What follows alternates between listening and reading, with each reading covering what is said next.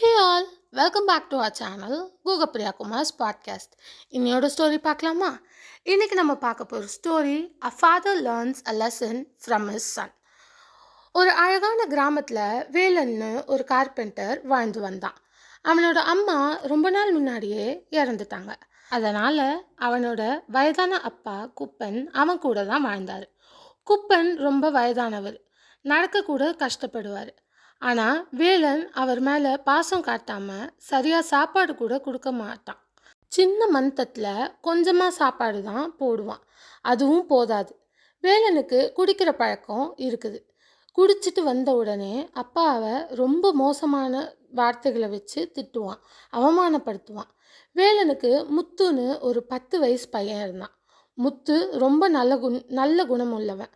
தாத்தா மேலே ரொம்ப பாசமும் மரியாதையும் வச்சுருந்தான். ஆனால் தான் அப்பா தாத்தாவை இப்படி கஷ்டப்படுத்துறத பார்த்து அவனுக்கு ரொம்ப வருத்தமாக இருந்துச்சு. ஒரு நாள் குப்பன் தாத்தா சாப்பிட்டுட்டு இருக்கும்போது அவர் கை தவறி மண் தட்டு கீழே விழுந்துருச்சு. கீழே விழுந்து உடஞ்சும் போயிடுச்சு. சாப்பாடு கீழே செதறிடுச்சு. இதை பார்த்த வேலனுக்கு ரொம்ப கோபம் வந்துடுச்சு. அவர் அப்பாவை ரொம்ப கொடுமையாக திட்டான்.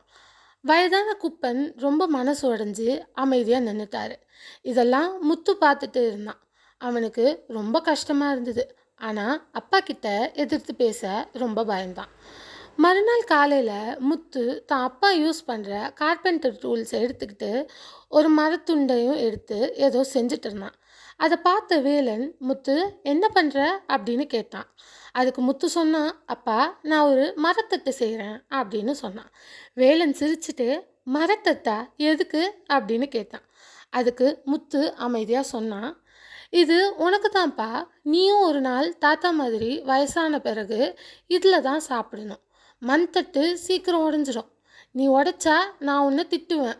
ஆனால் நான் உன்னை திட்டக்கூடாதுல்ல, அதனால் உடையாத மாதிரி ரெடி பண்ணுறேன்னு சொன்னான். இந்த வார்த்தைகள் வேலனை ரொம்ப மனசு உடைய வச்சுது. யோசனையும் வந்துச்சு. அவன் சரி செய்கிற வேலை தப்பு அப்படின்னு அவனுக்கு அப்போ தான் புரிஞ்சுது. இன்னைக்கு நான் என் அப்பாவை எப்படி நடத்துகிறனோ நாளைக்கு என் பையன் என்னை அப்படி தான் நடத்துவான் அப்படின்றது அவன் உணர்ந்தான்.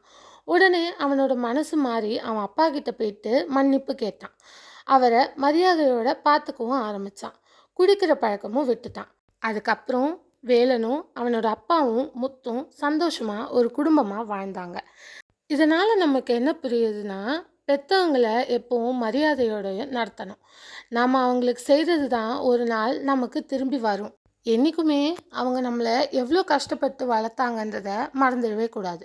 அவங்க நம்மளுக்கு சின்ன வயசுலேருந்து செஞ்சதுனால தான் நம்ம இப்போது என்ன சுச்சுவேஷனில் இருக்கோன்றது அவங்க நம்மளுக்கு கொடுத்தது தான். ஸோ புரிஞ்சிருக்கும்னு நினைக்கிறேன். புரிஞ்சுக்கோங்க. இந்த ஸ்டோரியோட moral, respect your parents and their blessings will always be with you. Thanks for வாட்சிங். லைக், ஷேர், சப்ஸ்கிரைப்லாம் பண்ணிக்கோங்க. நாளையோட தாட் வீடியோவில் உங்கள் எல்லோரும் மீட் பண்ணுறேன். Bye guys.